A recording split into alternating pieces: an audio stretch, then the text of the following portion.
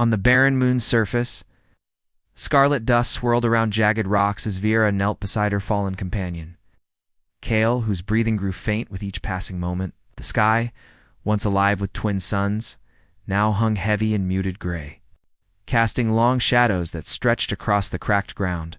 Viera's slender fingers trembled as she brushed away a swirl of dust from Kale's cheek, her heart pounding like a distant drum. She pressed her cheek to his forehead, feeling the faint warmth that still lingered there, and whispered the soft lullabies of their childhood songs that once brought laughter but now served as desperate prayers. Each word echoed across the silent plain, a longing for life in a place where hope seemed to have fled. The healing crystals she carried in a small pouch at her waist, gifts from the elders of her people, lay empty in her hand. Their gentle glow had already faded in this dying world. Around them, the landscape offered no promise of mercy. Shattered columns of their once proud city rose like broken sentinels, and distant fissures emitted a low, trembling hum that hinted at the planet's inevitable collapse. Viera's vision blurred as tears filled her eyes, yet she held herself steady, drawing on the courage that had carried her through countless trials. Memories of Kale's laughter gave her strength, his easy smile when they raced across the crystal plains, the way his voice had soothed her fears during the long winter nights. She remembered the vows they had made under the twin moons, pledging to protect one another until the stars themselves grew cold. Now, with Kale's life slipping away, Viera felt the weight of that promise like a stone upon her chest. Ow. Despite her fear, she refused to surrender to despair. Instead, she pressed the healing crystals to Kale's chest, murmuring incantations to awaken their power, even as her own hope flickered.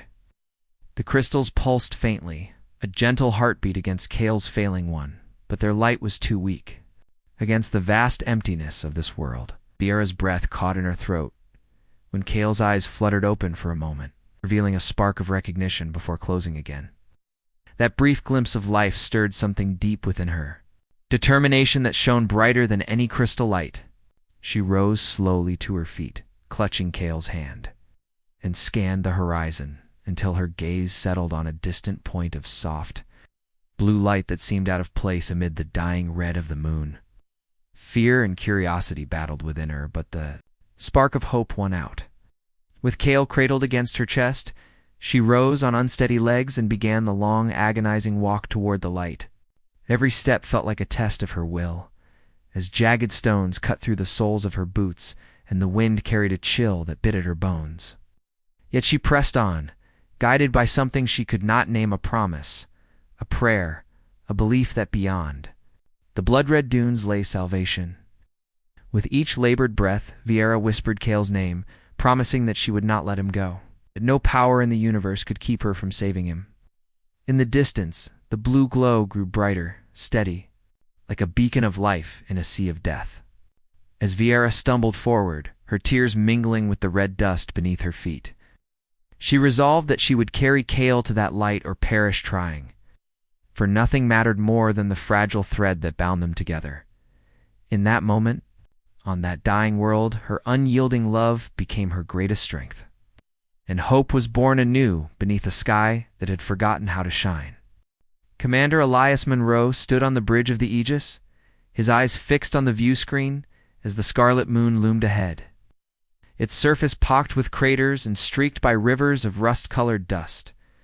He had spent years training for moments like this, moments when humanity's promise met a world in its final hour. From a young age, Elias had watched his home planet struggle through disasters, both natural and man-made, and he had vowed then to devote his life to saving others. In the academy, he excelled in xenotech studies, learning to decipher alien languages, to understand unfamiliar biology, and to adapt human healing technologies for species whose chemistry defied Earth's norms. Late nights in the simulation, Chambers taught him patience under pressure. Early mornings in the mediation suite taught him calm in the face of despair. Now, as he prepared to descend into an atmosphere heavy with dust and silence, he felt his pulse quicken with both excitement and solemn duty. Behind him, The crew moved with quiet mastery, engineers humming softly as they adjusted the bioregenerative module. Medics double-checking every vial of nanot serum, navigators calculating the safest landing path through the moon's unstable air currents. The Aegis itself seemed to hum with purpose, its hull etched with the scars of past missions, and its corridors alive with the hope of new life. Elias pressed a hand to the taxi stand's cold rail and inhaled deeply, the recycled air carrying a faint scent of charged ions and antiseptic. He thought of the message that had reached Earth days ago. A fragmented distress signal in an ancient dialect, a plea for aid from a species long believed extinct.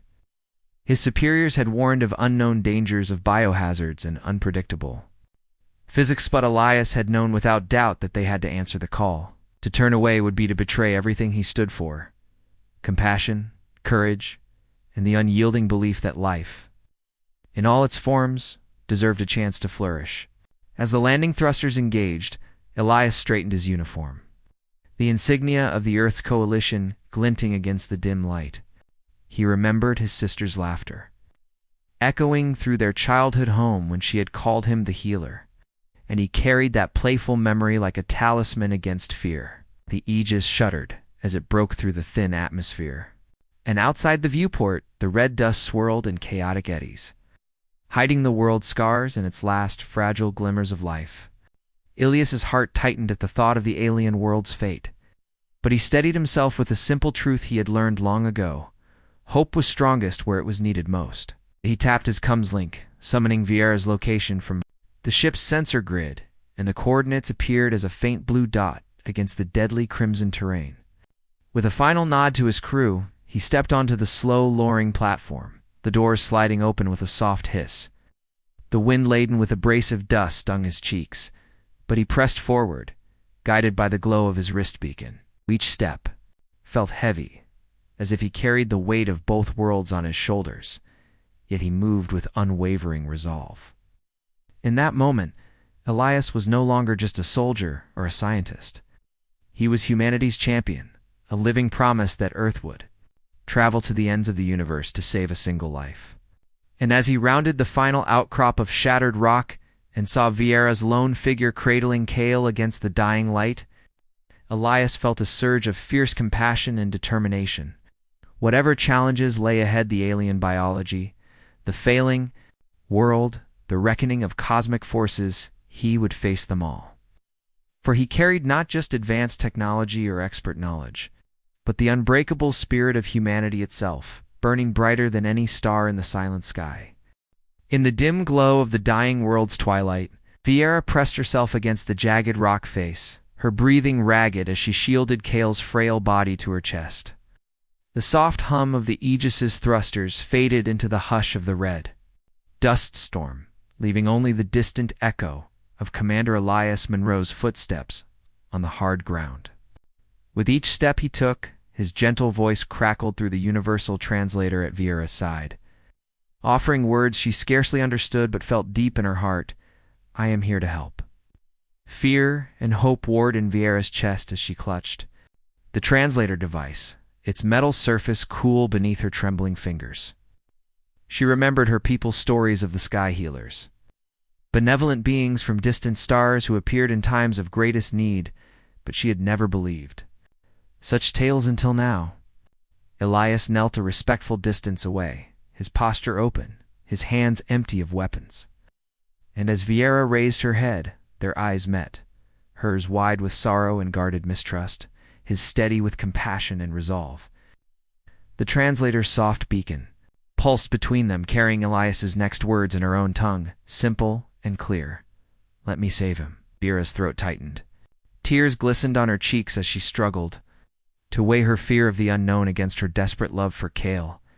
The dying companion in her arms stirred, a faint whimper escaping his lips, and in that fragile sound, Vieira felt the last barrier in her heart crumble. She extended her free hand toward Elias, the same hand that had once held Kale's in life's playful moments, now guided by unyielding hope. Elias rose slowly, revealing beneath his uniform the small bioregenerative module. Strapped to his side in the vial of Earth nanites that glowed like liquid stars, The sight took Vieira's breath away. Such technology belonged to the realm of myth in her world. She nodded once, a gesture full of trust and relief, and stepped aside to allow Elias to cradle Cale with practiced gentleness. His gloved hands were warm as he lifted her friend, and for a moment Vieira feared she might lose him forever. But Elias's calm voice soothed her. "He is safe with me." Together they carried Cale toward the Aegis's portable healing pod, smooth surface and soft lights promising life where none should remain. As Elias calibrated the pod's controls, Vieira watched with trembling awe. Her heart pounding, with a mix of gratitude and wonder she had never known. Memories of her world's last bright days, fields of violet crystal, rivers of liquid light, laughter echoing under twin suns flooded her mind and mingled with the stark reality of the present. But as Cale's body settled into the pod, the nanites began their work, weaving healing currents through veins that no human had ever mapped.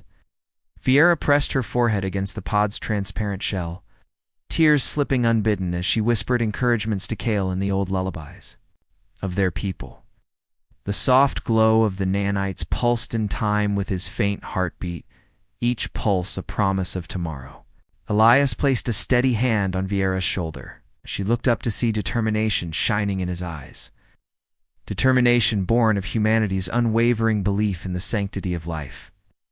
In that moment, the dying moon and the desert of red dust seemed to fade away, leaving only the fragile thread that connected two worlds, one teetering on the brink of extinction, the other reaching out across the void to lend its strength. As the healing process continued, Vieira felt a warmth bloom in her chest. Not just the warmth of hope restored, but the warmth of a bond forged in a moment of shared vulnerability and trust. The translator pulsed again with Elias's gentle words. "He will live," though the world around them trembled with the final convulsions of a planet dying. Vieira allowed herself to believe in a new beginning, carried on the wings of a human champion who had answered the silent plea of her heart. Beneath the moon's trembling skies, the healing pod's lights flickered as Elias worked with quiet urgency, her fingers dancing over the controls to adapt the nanite pattern to Cale's alien physiology. Vieira hovered close, her heart pounding. In her ears, like distant thunder, every beat a reminder that Cale's life still hung by a fragile thread. The pod's transparent shell glowed with pale blue energy, and through it, Vieira watched the nanites weave through Cale's veins, stitching torn cells and igniting dormant healing pathways. A soft alarm sounded, warning that the world beyond was collapsing. Fissures near the landing site had widened into roaring chasms, and tremors rattled the Aegis's portable platform. Elias met Vieira's eyes and offered a steadying nod. They had seconds before the moon's core gave one final convulsion, and they would need to move fast. Swallowing her fear, Vieira placed her hand on the pod, whispering the ancient prayers of her people in a trembling voice, as though her words alone could coax life back into Cale's fading spirit. Elias adjusted the module's output, modulating energy levels to match the rhythm of Cale's heartbeat, which fluttered from nearly silent to a growing pulse of strength. At that moment, Cale's eyelids twitched, and a soft exhale escaped. His lips a breath that made Vieira's tears fall freely, tears of relief mingled with the dust that clung to her lashes. She closed her eyes, permitting herself a single, shuddering gasp of thankfulness before steeling herself for the journey ahead. With Cale now stable, Elias swung open the pod's hatch and lifted him gently, careful not to disrupt the nanites still working beneath his skin. Vieira reached out, her arms trembling as she guided Cale's head onto Elias's shoulder. The warmth of his uniform against her palms reminded her that she was not alone in this fight. Overhead, the sky fractured with glowing cracks as the moon's unstable core threatened to erupt. Shards of red dust rained around them, and the platform beneath their feet rocked violently. Elias's voice was calm but insistent. "We must go now." He tucked Cale's small form into a secure medical sling, then gestured for Vieira to follow. She nodded, pressing one last fingertip against the pod's glowing consola. Silent pledge to carry her world's memory with her. Together they sprinted across the scarred plain toward the Aegis, each footfall echoing through the trembling air.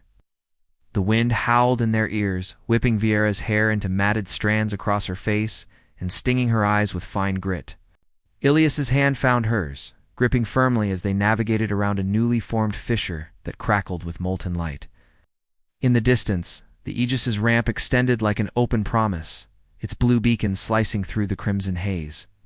Vieira moved on instinct, every step powered by love and desperation, knowing that for Cale to live, she had to trust this human stranger with her heart's deepest hope.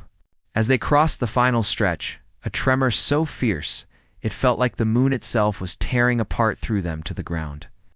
Ilias shielded Cale and Vieira instinctively, forming a protective triangle around them until the quake subsided. Dust settled, and for a heartbeat, all was still. Vieira pressed her face to Cale's, her tears falling onto his brow as she murmured promises of a safer future. Elias helped them to their feet, then together they climbed the ramp into the Aegis's warm embrace. Inside, medics and engineers sprang into action, guiding Vieira to a seat near the pod where Cale could continue healing in more stable conditions. Vieira sank into the chair, her limbs heavy with exhaustion but her spirit alight with relief. Alice Brushed a stray lock of hair from her forehead and offered a small, reassuring smile before turning to oversee the ship's emergency departure protocol. Through the viewport, Vieira watched the moon's surface fracture and fall away its last. Cries swallowed by the void as the Aegis's engines roared to life. In that moment, safe inside the humming vessel, Vieira realized that the bond formed in the crucible of desperation had given her world a second chance. Humanity's champion had not only answered her plea, but had risked everything to save a life, precious to her people. As the stars welcomed them home, Vieira placed her hand over her heart, feeling Cale's steady pulse beneath her fingertips, and knowing that beyond sorrow and fear lay a future born of courage, compassion, and the unbreakable connection between two souls from different worlds. Aboard the Aegis, soft hum of life support systems and the gentle glow of the medical bay's lights wrapped Vieira and Cale in a cocoon of safety she had not felt since leaving her dying world. Cale lay on a cushioned biobe, his chest rising and falling with steady breaths, the nanites having woven their healing patterns through his veins until his wounds and fatigue melted away. Vieira sat beside him, her hand resting lightly on his arm, her heart still racing from the journey.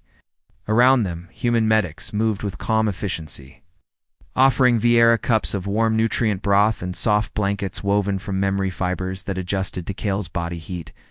The scent of clean air and gentle antiseptic filled the room, sharp contrast to the dust-choked winds of their moon, and Vieira closed her eyes, breathing it in as though tasting hope itself for the first time.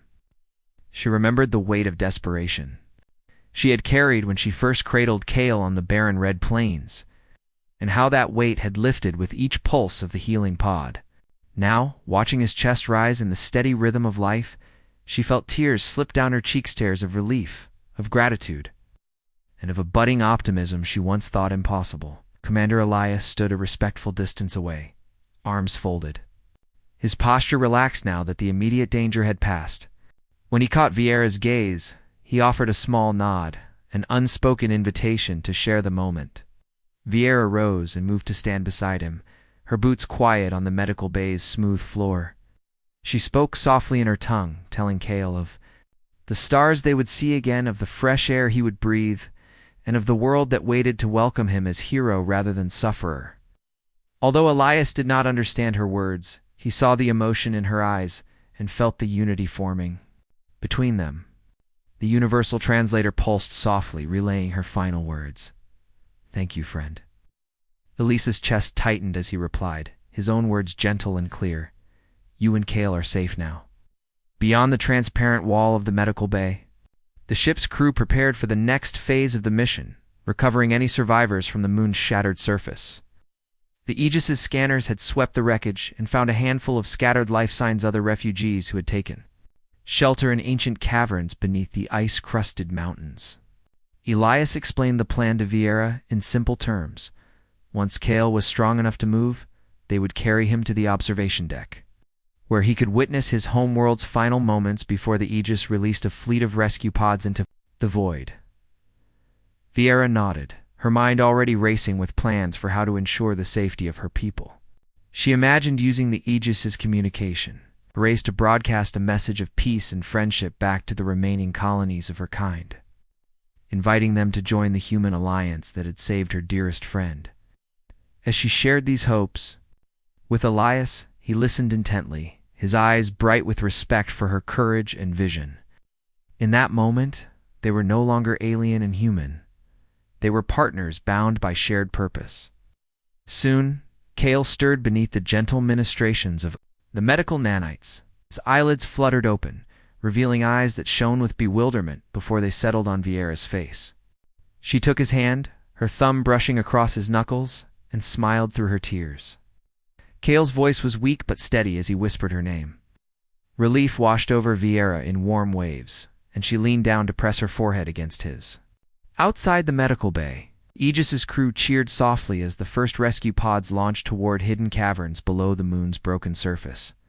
Each pod carried supplies, medical units, and secure transport for survivors. Through the bay's window, Vieira watched the tiny lights flicker against the vast darkness. Thinking of the lives they would touch and the promise of rebuilding something new from the ashes of their old world. Elias stood beside her, placing a hand on her shoulder as he watched the pods disappear into the void. The universal translator relayed his simple words, "This is only the beginning." Vieira closed her eyes, letting his words echo in her heart, and felt a fierce joy bloom within her. She knew that the road ahead would be long, that her people would mourn what was lost, and that they would face many challenges in a galaxy as unpredictable as the one they now traveled. But she also knew that she was not alone, that humanity had shown its true strength not through conquest, but through compassion and courage.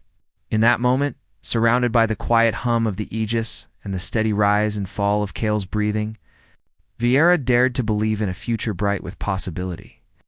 And as the ship's engines carried them towards safety and new beginnings, she whispered a vow to the stars that as long as even one soul remained in need, she would answer the call just as Elias had answered hers.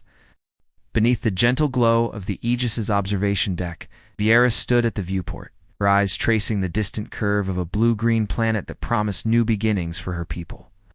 The hum of the ship's engines was a steady heartbeat. Beneath her feet and behind her, Kale leaned on the rail, his strength returning with each passing hour. Commander Elias joined them, offering a warm smile that spoke of shared triumphs and unspoken hopes. Vieira's heart swelled as she watched human children playing among holographic constellations projected above a play area nearby, their laughter like music that filled the once silent corridors of her soul. She recalled the red dust storms of her home moon, the silence that had pressed against her chest like a weight, and she let herself believe for the first time that such silence need never return. Turning back to Kale, she saw wonder in his eyes at the sight of a world so full of life, and she reached out to squeeze his hand, marveling at how love and hope could carry them across the void of space. Elias cleared his throat softly and offered a simple invitation. He would give them a private tour of the ship's innovation lab, where human engineers were already adapting Earth technologies to support the rebuilding of Vieira's world. That lab, they had grown plants under artificial sunlight, distilled clean water from salt, and programmed medical drones to navigate alien anatomies. Vieira felt her breath catch. These wonders had once been the stuff of legend among her people. Together, the three of them walked through the ship's corridors, passing walls lined with models of star systems and screens that detailed every vanished world humanity had ever saved. Kale paused before one display, his fingers tracing the image of his moon as it glowed softly on the holoscreen. "We will bring back its memory," Vieira whispered, her voice firm with resolve. Elias placed a steady hand on her shoulder, the universal translator relaying his reassurance, "And you will guide us." In the innovation lab, human scientists greeted them with respectful bows. They showed Vieira a greenhouse module where vines from Earth twisted their green tendrils around translucent columns. Drinking sunlight filtered through the ship's reinforced hull. Vieira knelt beside a small sprout, its leaves delicate and bright, and pressed her fingertip against its stem, feeling the gentle pulse of life beneath her touch. She turned to Kale, her eyes shining and saw tears glimmer in his own.